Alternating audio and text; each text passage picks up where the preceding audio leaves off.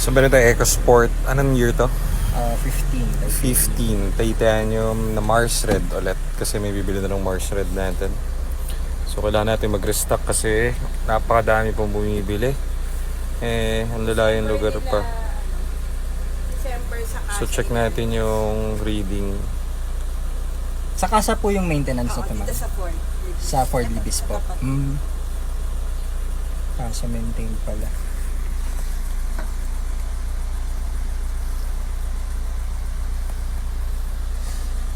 Reports.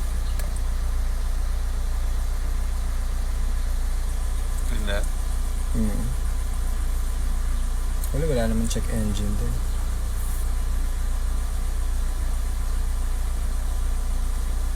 PCM green.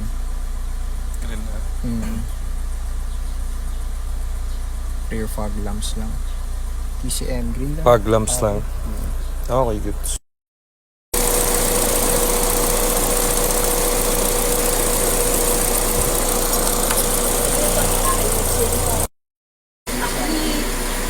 Hindi kayo mag-uusap, baka magulo pa kayo. Kasi actually, oo. Tayo sa Acropolis ngayon. Kaganda ng mga kotse dito, mga pandiinan. May kuhanin tayo rito EcoSport na Mars Red kasi ubos na yung unit natin. Siguro available na lang na EcoSport namin, dalawa. So wala na kaming EcoSport masyado. So thank you po sa inyo, sa mga bumibili at sumusuporta sa atin. Nagtitiwala na bumili ng unit.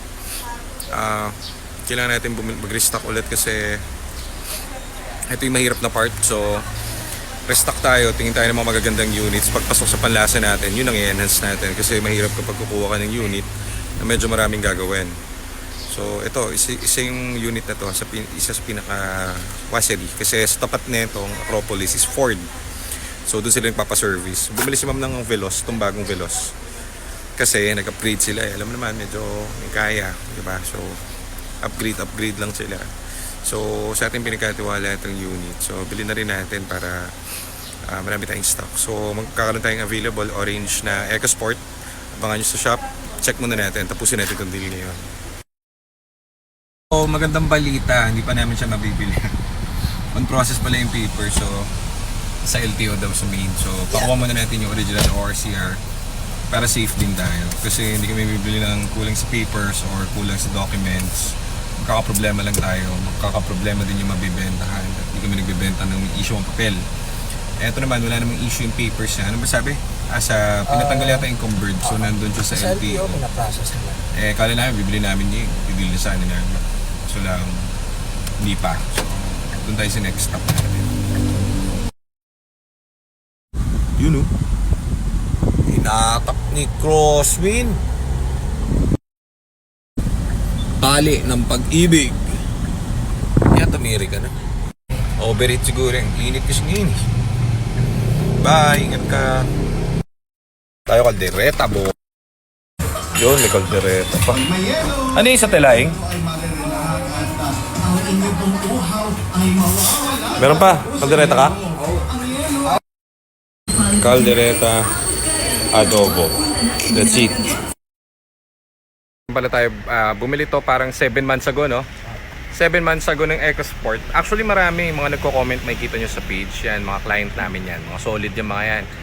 Ini-enjoy nila yung mga unit nila, wala silang nagiging problem. Meron man, actually tinatawag naman sa'yo pag meron, pero sobrang little lang. Siguro sensor, ganun. Pero siguro sa 10, mga isa lang ang ratio. May EcoSport to, kulay blue. Labasin mo ka dyan. So ito, papakita ko sa 7 months ago binili ni Sir, si Commodore. Binili niya ito parang I think September or November. Ang ganda ng unit niya, hanggang ngayon ang ganda. Titanium yan, guys. Nabili niya 7 months ago, so wala kang problem. Yan o, ganda. So kung paano namin ni-release, ganun pa rin siya, all stock. Tapos wala siyang pinagalaw sa kahit ano. So yung may-ari nito na heat stroke parang a month ago. Sobrang init ng panahon kaya uminom kayo ng tubig lagi. Yan o, ganda. Kung paano siya namin iniwan noon, ganun pa rin siya. Miss kita ha. Miss kita. So ngayon, gagawin natin na heat stroke nga si sir. So, after 7 months, saka na siya nagkaroon ng problem yung, kasi nga sobrang init ng araw, natutuyo yung fluid ng ECB valve. So, medyo humihina. Gumagana naman yung aircon, pero medyo humihina, medyo lumalakas. So, gusto niya lagi full blast. So, nag-decide si sir, may-ari nito, si Commodore, sa atin din ipagawa.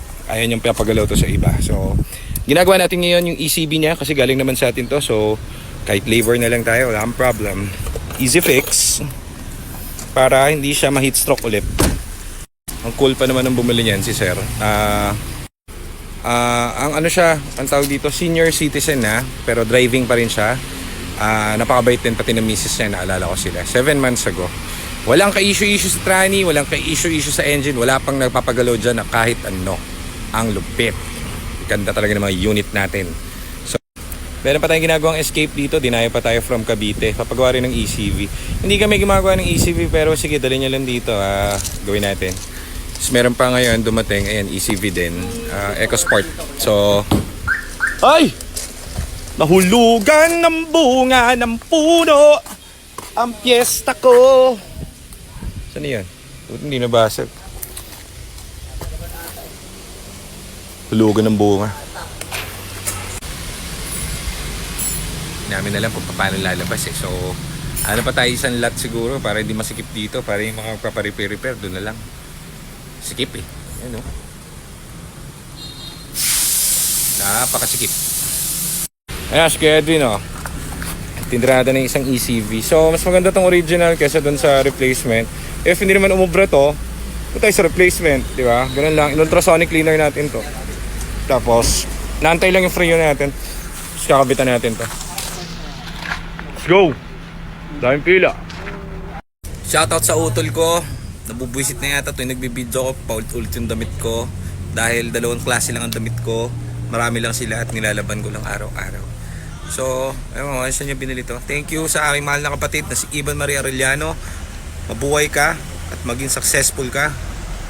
Ito nga pala, bis mga nagme-message at email sa akin, hindi po ako nag-endorse ng sugal. Hindi po ako marunong magsugal, kahit ang alam ko lang sugal pusoy dos, yun lang alam ko. Hindi ako marunong magsugal, so decline. Ayusin nyo buhay nyo. So yan, si Edwin, kinakabit na ang ECB valve. So ito, ganito rin yung kwento nito. Problem niya, mali yung nabili niyang ECB valve. Dalawang klase yun, may isang small, may isang ewan ko. Ang ginagawa na lang namin, yung original na lang ng ECB valve kabit natin para matapos. So, ayun o sila ma'am, pumunta dito kasi hindi niya raw nagagamit, napakainit daw. Nakita yung video natin, so gawin na rin natin. So tawagin nyo na lang akong Rafa Aircon Boy. Ayan na lang ako. Hindi na ako car dealer, aircon boy na ako. Hindi kami makabili. Hindi tayo makabiling unit, no? Aircon din. Puta, puro aircon. Ano ba yan? Ay, mga alis dito, nakabiling kotse. Puro aircon, ginawa kami aircon shop. Pero kung kailangan nyo, sige, pwede naman. Di ba? Ano yung good trade aircon? Good trade aircon. O, yun daw, sabi ni Jad, good trade aircon na kami. Thank you, sir. Jared, sir. Jared po. At si Commodore, yung nagpaayos si sir ng ECV valve. Okay. Okay, malamig na malamig, sir. Malamig na. Malamig na, sir. Sakto Good. sa mainit na panahon, sir. Good. Good, yan. Thank you kay sir, tinulungan natin si Commodore dun sa ECV valve niya kasi yun nga, nawawala-wala yung aircon niya. 7 months ago niya nabili yung kotse, so ngayon lang lumabas yung mga ganon. So, dito tayo ngayon sa DTA Cars, yan, mga ECV valve boys. Thank you.